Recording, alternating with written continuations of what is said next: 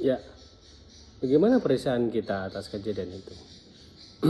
Sebagai manusia biasa ya, sebagai siswa, sebagai anak muda, sebagai pribadi yang masih belum dewasa atau masih setengah dewasa atau masih awal dewasa, apa sih perasaan yang dirasa ya?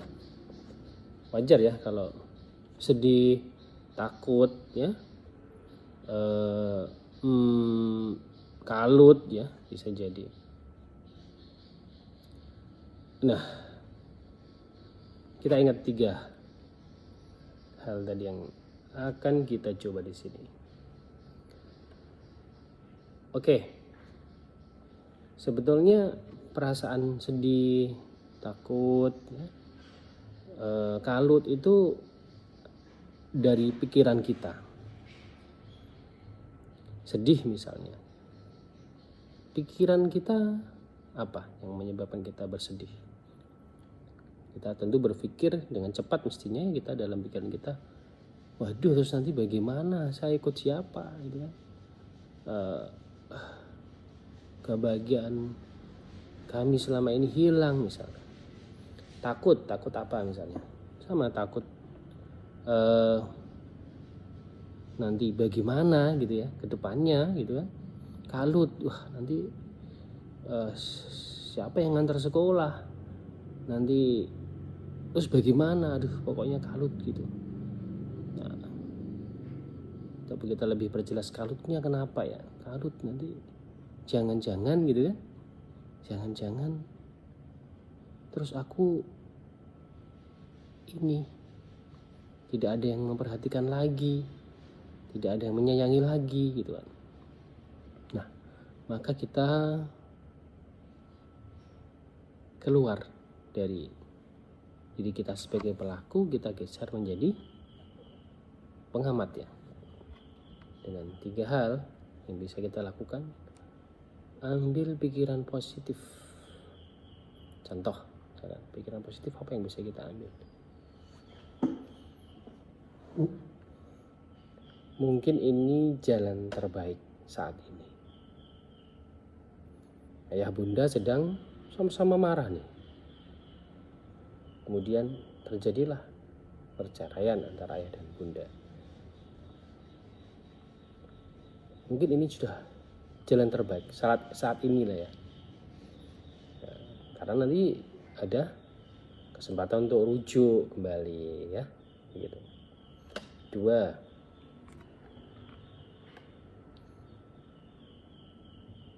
aku akan bisa mandiri. Aku akan bisa menjadi anak yang dewasa. Aku akan bisa lebih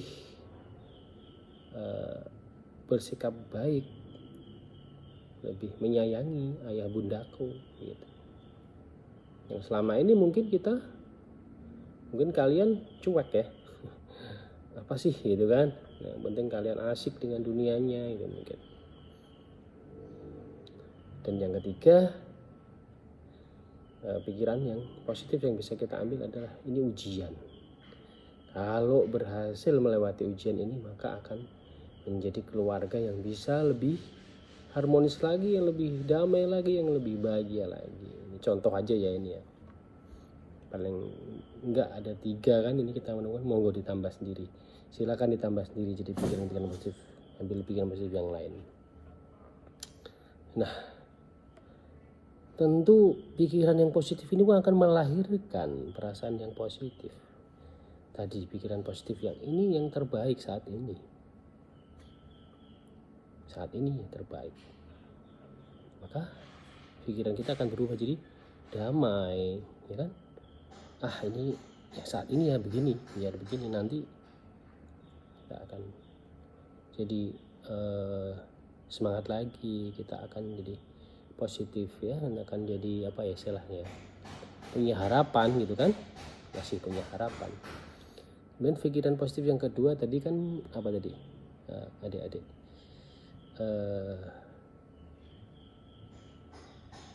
akan membuat kita dewasa gitu ya, sehingga akhirnya melahirkan perasaan apa, semangat, ya kan? Memang aku aslinya udah gede ini, udah balik misalkan ya, atau yang masih aku sebetulnya udah harus mandiri memang gitu kan. Dan pikiran positif yang ketiga tadi kan, ini ujian dari Allah. Kalau bisa melewati, maka suatu saat ya ketika ayah bunda sudah bisa ini kembali, rujuk kembali gitu kan, bersatu kembali, akan menjadi keluarga yang lebih bahagia, lebih saling menghargai, bisa lebih damai, lebih asik begitu. Maka pikiran yang perasaan yang muncul adalah justru bisa ini, bisa damai ya, bisa yakin, bisa powerful ya, bisa enjoy gitu. Tentu saja setelah pikiran kita baik, perasaan kita pun baik, akan perilaku atau ucapan kita jadi baik. Kita bisa berucap kepada ayah bunda misalkan, ya bunda, semangat ya, kita tetap semangat, berdoa ya, dan insya Allah ayah dan bunda bisa berdoa kembali. Aku yakin, aku percaya. Perilaku kita pun akan positif. Jadi misalkan biasanya harus dibangunin, kita bangun sendiri gitu kan, dan lain-lain. Tidak terlalu bergantung kepada ayah dan bunda lagi. Kemudian yang ketiga dari perasaan positif yang ketiga tadi ya, akan ini semangat terus untuk bagaimana berupaya berperilaku untuk membuat ayah dan bunda itu bisa berdamai, bisa rujuk kembali. Ya bisa jadi dari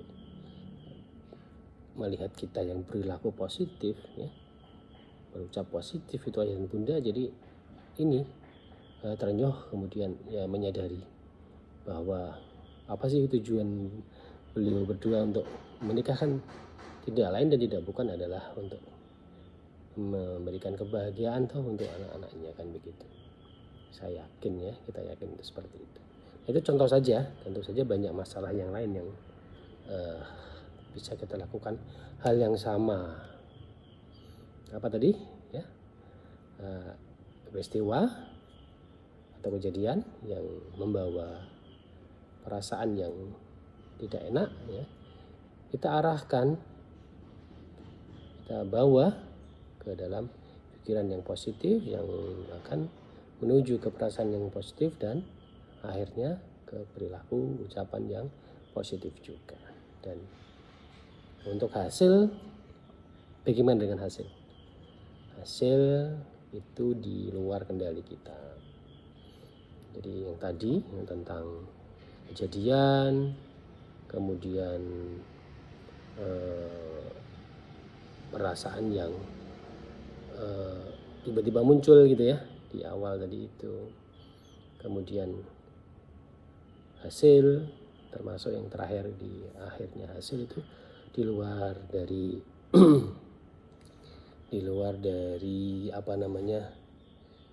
kendali kita. Itu kita serahkan kepada Allah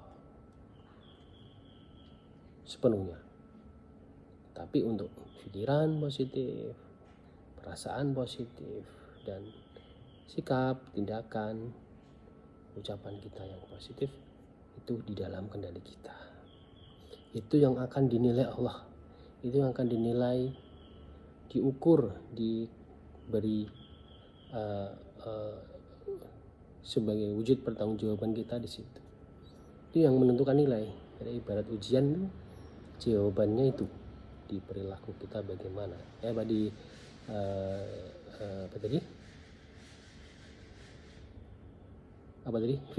Pikiran kita bagaimana, kemarin perasaan kita bagaimana, dan perilaku kita bagaimana. Itu Mudah-mudahan yang sedikit ini bermanfaat, kalian bisa praktekkan insya Allah dalam semua kejadian yang atau masalah yang muncul dalam kehidupan kita, sehingga masalah itu tidak lagi menjadi beban, tapi justru menjadi alat untuk membuat kita maju dan menjadi bernilai di hadapan Allah Subhanahu wa Ta'ala. Demikian, sukses selalu untuk adik-adik semuanya di seluruh tanah air Indonesia.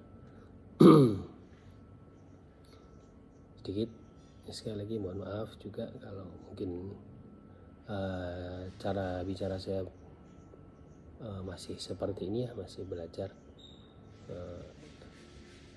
Mari kita terus belajar, meningkatkan potensi diri, produktivitas. Sukses selalu buat kalian dimanapun berada. Assalamualaikum warahmatullahi wabarakatuh.